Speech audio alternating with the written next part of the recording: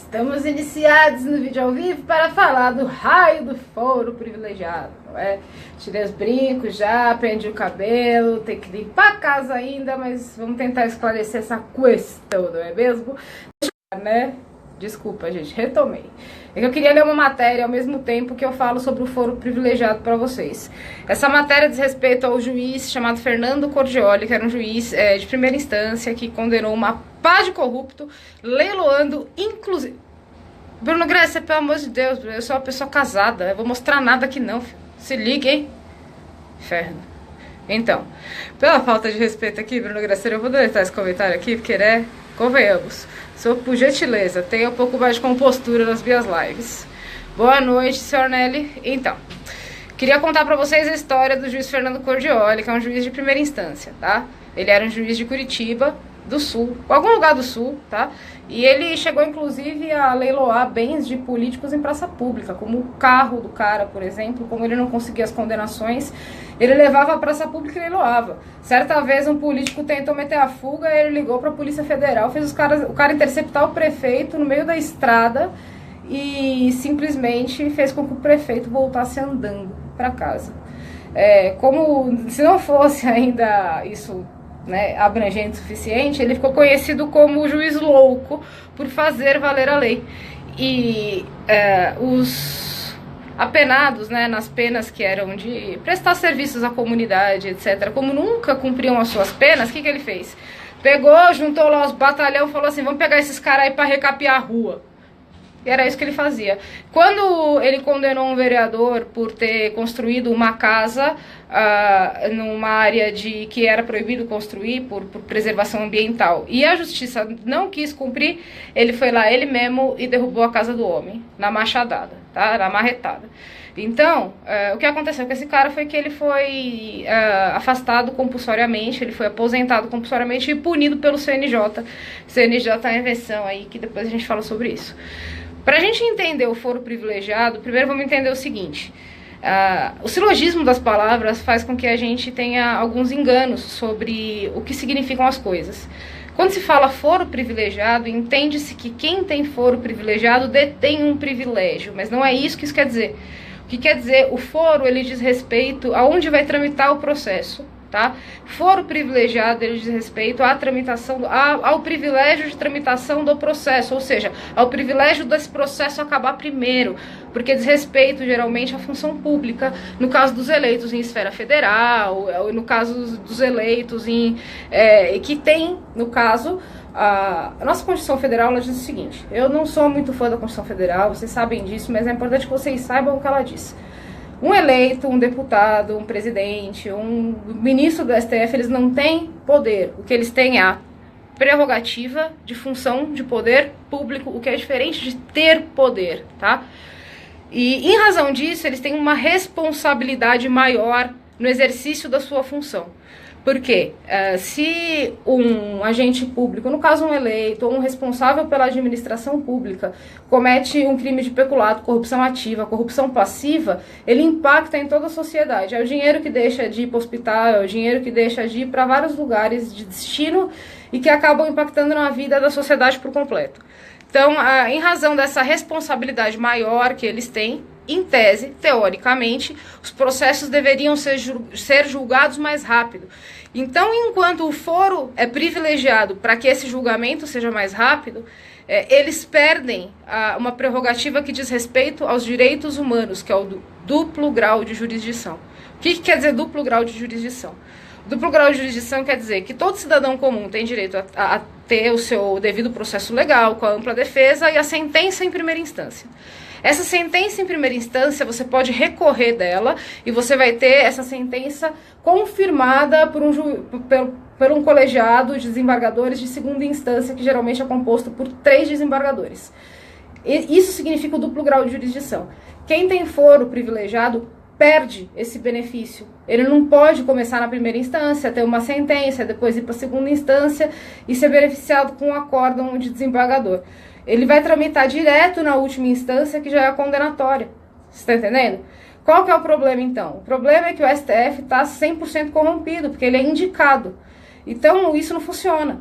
Se nós tivéssemos um sistema que funcionasse, o foro privilegiado ele seria como ele funcionaria melhor que uma guilhotina para político corrupto, porque deveria ser mais rápido, mais célere. A única vantagem que eu vejo com a queda do foro privilegiado seria, de fato, você desafogar o STF, teoricamente. As decisões do STF costumam ser bem longas, como aquelas que se viu no julgamento do presidente Lula.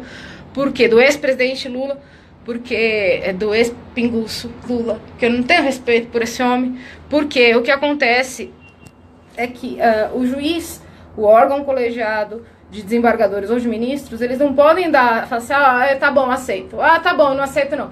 Eles têm que fundamentar e embasar, senão se abre o precedente do embargo, né? Que embargo de declaração, se um vota diferente dos outros, você tem o precedente do embargo infringente, que é outro recurso. Então tem que ser tudo muito bem fundamentado para que não se abra precedente de reforma de sentença ou de acórdão, tá? Isso colocado, eu não sou a favor, 100% a favor dessa queda do foro privilegiado. Por quê? O que vai acontecer então? O cara ele vai começar na primeira instância, aí ele vai recorrer para a segunda, aí ele vai pro STF de qualquer jeito. A hora que chegar no STF, ele pode até ser condenado em segunda instância, ser preso, ou seja lá o que for. Mas a hora que chegar no STF, vai cair do mesmo jeito. O STF tá cagado. Entendeu? A diferença é a seguinte, como o tempo ele vai ser mais demorado para chegar até lá, e o que vai acontecer, os riscos de prescrever e dele ter uma reforma de sentença absoluta no STF são enormes. E em razão disso, eu não vejo assim grandes vantagens Maria levando atrás da horta. Você tá entendendo? Obviamente que uma pessoa me questionou acerca de uma coisa que é a seguinte. E eu até concordo com... Sim, Aline, eu entendo que isso é o ideal, tá? A gente deveria, na verdade, lutar para que os 11 fossem destituídos, não reconhecendo eles como legítimos, uma vez que, inclusive, o ex-presidente Pingus está preso, a ex-presidente tem todo um envolvimento dentro desse esquema de corrupção.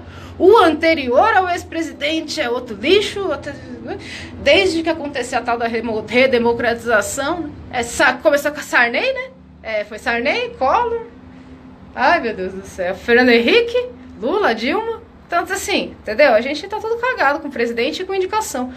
E daí eu entendo que o ideal seria destituir os 11, e no meu entendimento o ideal seria que quem assumisse as cadeiras do Supremo Tribunal Federal fossem juízes de carreira por meio de concurso interno. Se já é difícil passar num concurso de magistratura, deveria ser 3 vezes mais difícil para você se tornar um desembargador e 10 vezes mais difícil um concurso interno para se tornar um ministro de Supremo. A coisa baseada mesmo na meritocracia. Eu entendo que deveria ser desta forma, tá? E não por indicação de política, porque senão você transforma a mais alta corte no país num tribunal político. Aí, Stephanie, mas Estados Unidos também é indicação. Pois é, vocês viram o que pagou Donald Trump ali, né? Que se lascou, teve que indicar outros. E além disso, aqui no Brasil, você não pode simplesmente chegar para um ministro e falar assim: obrigado pelo seu serviço, meu querido, pode ir para casa, embora, que eu não te quero mais. Aqui, o cargo de um ministro do STF, ele é vitalício. Ele é vitalício. Então ele só sai de lá com a aposentadoria. Ainda teve o lance de uma reforma de aposentadoria aí, que antes aposentava com 65 e agora é tipo 75, entendeu? Vanessa, pode até ser utópica, entendeu? Mas é um pouco menos utópica do que acreditar que a queda do foro privilegiado resolveria alguma coisa, no meu entendimento, né? Posso estar errada, posso estar certa, eu tô passando as minhas impressões com aquilo que eu vejo. Por quê? Eu comecei contando a história do juiz Fernando Cordioli. Muita gente diz assim, mas acontece que se começa na primeira instância, pelo menos ele vai ser condenado em alguma coisa lá, pode ficar inelegível com a ficha limpa, ou o juiz pode sofrer uma aposentadoria compulsória que resolver punir, né? Você tem isso daí, porque foi o que aconteceu com o Fernando Cordioli. Ele resolveu punir, já que ele detinha lá a prerrogativa de foro para isso, com relação aos prefeitos e aos vereadores, e daí, como ele começou a punir assim, mas punir fortemente, o CNJ simplesmente foi lá, representou. O processo dele, ele não está, inclusive, as tais prerrogativas de direitos humanos, os direitos humanos de verdade, não essas que a gente vê aí de resolução internacional da ONU atuais, inclusive para esse cara, que é o juiz Fernando Cordioli, foram enterradas, porque o STF sentou em cima do recurso dele e ninguém aprecia. E o cara tá aí afastado, entendeu? Então, eu, no meu entendimento, é isso que ia acontecer. Se o juiz de primeira instância pega o processo de um tubarão desse, ele vai... eu não fui muito fã, né, dessa série aí Fui fã das imagens, da forma como foi filmada, super produção, mas da história eu não fui muito fã, né, do mecanismo. Mas ele fala uma coisa que é correta: o Brasil é uma máquina de moer gente. Quanto mais baixo o seu nível dentro do seu... Como que eu vou dizer? Da sua área, mais as chances você tem de se ferrar no funcionalismo público nacional. Isso é independente se você é judiciário. Inclusive no próprio legislativo, que tem o baixo clero e o alto clero. Se você é do baixo clero, suas possibilidades de se ferrar são muito maiores do que sendo do alto clero. E o mesmo funciona com o judiciário. E a gente corre outros riscos além desses, que são aumentar a corrupção nos níveis mais baixos do judiciário, né, das primeiras instâncias, dos juizados especiais civis, ou seja lá o que for. E além disso, a gente provavelmente, daí óbvio que eu estou fazendo uma previsão futura, não é possível saber se aconteceria ou não, mas eu entendo que sim, a classe política iria partir para a tal da guerra jurídica assimétrica, tentando legislar sobre a forma de se assumirem as cadeiras dentro do judiciário desde a primeira instância, a partir do momento que os juízes de primeira instância resolvessem se unir para punir, eles dariam um jeito de mudar as formas como se assumem aquelas cadeiras. E tem muito mais, obviamente, juízes de primeira instância. Hoje você tem uma porrada de juiz trabalhista que está sem ter o que fazer em razão da reforma trabalhista. Mas eu ainda considero muito arriscado você pegar um político, fazer ele começar da primeira instância e correr o risco do processo dele prescrever até que ele tenha uma efetiva condenação em segunda instância. Isso porque a gente não teve sequer o julgamento da ADC, né? Da ação de descumprimento de preceito fundamental, que se trata do... ADC, me desculpa, eu confundi a arguiça com a DPF. A ADC é a Ação Declaratória de Constitucionalidade, que o PEN, Patriotas, impetrou acerca da declaração do que diz respeito ao trânsito em julgado frente à prisão em segunda instância. Agora, vocês imaginam uma coisa: se você derruba o foro privilegiado e ainda para completar o STF aprecia essa ação declaratória de constitucionalidade com relação a reconhecer que o trânsito em julgado é o ideal, acabou, porque o cara vai ser condenado na primeira instância pelo juiz de primeira instância, pelo segundo, e vai chegar no STF de qualquer forma. Veja, ele está aqui falando, o Aécio tem foro privilegiado, por isso que ele não foi preso. Óbvio, evidente, mas a gente tem que considerar outros fatores pelo qual ele também não foi preso, além desse fato dele deter o foro privilegiado. O Lula, muito embora ele tenha começado, né, com o juiz de primeiro grau, ele chegou... Jonathan, tô morrendo, Jonathan. Hoje eu tô com muito. Hoje eu subi a ladeirona lá que eu nem te conto. Com o vadimeco carregando. Aí eu fiquei pensando, tô carregando esse vadimeco aqui de 20 quilos. O Mano Brown hoje falou que ele tem a convicção que o Lula não tem culpa de nada porque ele sentiu a brisa. Vontade de jogar meu vadimeco no lixo, né? Mas tudo bem. Enfim... aí o que eu tava dizendo era justamente do fato de o Aécio não foi condenado porque ele não teve foro privilegiado. Ok, tudo bem, a gente sabe disso, que se o Aécio tivesse começado na primeira instância, muito provavelmente ele teria ao menos uma condenação de sentença em primeira instância. Por quê? Quando a gente fala das declarações dos juízes acerca das decisões que eles tomam, a primeira instância é uma sentença, tá? A segunda instância é um acórdão, porque a gente vai falar de uma decisão de desembargador, são 3 desembargadores, então é um acórdão. Então, pelo menos uma sentença de primeira instância ele já teria, mas nem por isso não quer dizer que ele estaria preso. Talvez ele poderia muito bem estar passando agora pela segunda instância, tá? E a gente não sabe como seria esse acórdão de desembargadores, e ele ia também chegar no STF como chegou o Lula. A questão aqui é a seguinte... e foi o que eu fiz relacionado a um post, tá? É muito difícil movimentar o povo brasileiro contra um partido que não seja o Partido dos Trabalhadores. Por quê? O Partido dos Trabalhadores ele já causa comoção nacional acerca do projeto de poder que diz respeito ao Foro de São Paulo. Então as pessoas têm mais informação sobre isso, as pessoas têm medo das declarações que são extremamente radicais acerca de comunismo e socialismo do Partido dos Trabalhadores, então elas se mobilizam mais contra o Partido dos Trabalhadores. Muito mais difícil mobilizar contra o PSDB, esse é um dos motivos, no meu entendimento, as pessoas têm muito pouco conhecimento sobre o diálogo interamericano, que é tocado, cujo Fernando Henrique Cardoso é presidente do diálogo interamericano. E o que acontece além de tudo isso? Os últimos políticos que figuraram no Executivo Federal foram do Partido dos Trabalhadores.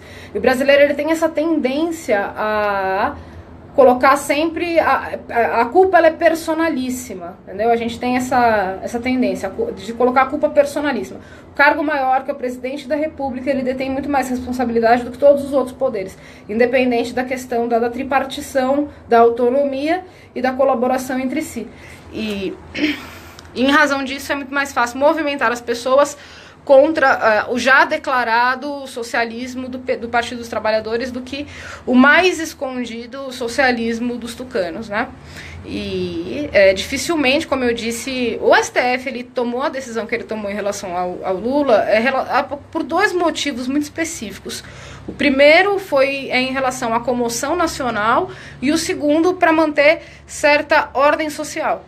Então, obviamente que se eles quiserem tocar fogo nesse país, eles vão soltar o larápio e vão deixar a cobra fumar, entendeu? Para falar outra coisa.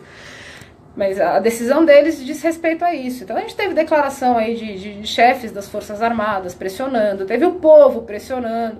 Então, dificilmente isso acontece quando se trata de um outro político que detém a prerrogativa do foro privilegiado. Se a gente for ver, o Lula ele figurou dentro de um julgamento, muito embora tenha sido de habeas corpus, mas numa instância onde são julgados os mesmos que estão eleitos, né? Que é o STF.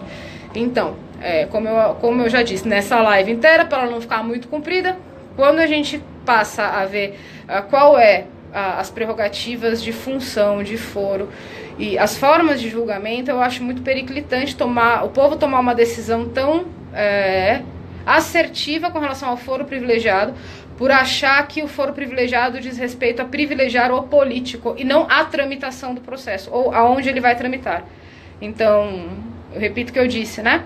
O foro privilegiado ele diz respeito à tramitação do processo, à celeridade que ele tem que tramitar em tese, não que isso seja praticado, e o político ele perde o seu direito do duplo grau de jurisdição, começar na primeira instância, ter lá uma sentença de segunda instância para, enfim, quem sabe, chegar com recurso até o STF. Ele já vai direto para o STF, cuja decisão ela não pode ser reformada, que ela já diz respeito a uma jurisprudência máxima. Então, no meu entendimento, o câncer nacional, ele tem nome, ele se chama STF. E ele também tem sobrenome, sobrenome, 11 sobrenomes, né? E esses 11 sobrenomes é justamente personalíssimo, figura nos 11 que ali estão. Então, eu entendo dessa forma.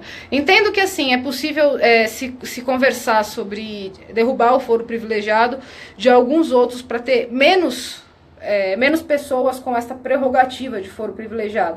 Mas eu acho que esses, pelo menos que figuram dentro do Congresso Nacional, o ideal seria derrubar os 11 e tentar esta reforma que eu conversei aqui até com a Vanessa, que pode até ser utópica, mas eu considero um pouco menos utópica do que achar que o foro privilegiado vai resolver nossos problemas. E é isso. Alguém perguntou para mim também sobre a investigação, porque o STF ele precisa aceitar a investigação quando diz respeito ao foro privilegiado. A primeira instância funciona mais ou menos da mesma forma, a diferença é que ele vai acatar o inquérito e vai dizer se ele vai levar o processo para frente ou não. Na primeira instância é da mesma forma. O juiz ele pega o inquérito policial que é constituído lá pelo agente, pelo policial judiciário, da Polícia Civil, ou se for federal, da Polícia Federal, ou do Ministério Público, ou do Ministério Público Federal, ou da Procuradoria, e vai dizer se ele vai levar o processo para frente ou não, seja na primeira instância, ou no STF, que vai dar ou não a autorização para investigar. E é isso daí. E é isso daí que eu tinha para dizer para vocês. Se alguém tiver alguma dúvida, por gentileza, escreve aí que depois eu escrevo e respondo. Ok? Agora eu vou tomar um banho, que eu tô morrendo. Que segundo o Mano Brown é só seguir a brisa, que a gente entende todo o direito nacional. Tô carregando o vai de Mecum porque eu sou trouxona, tá bom? Beijo!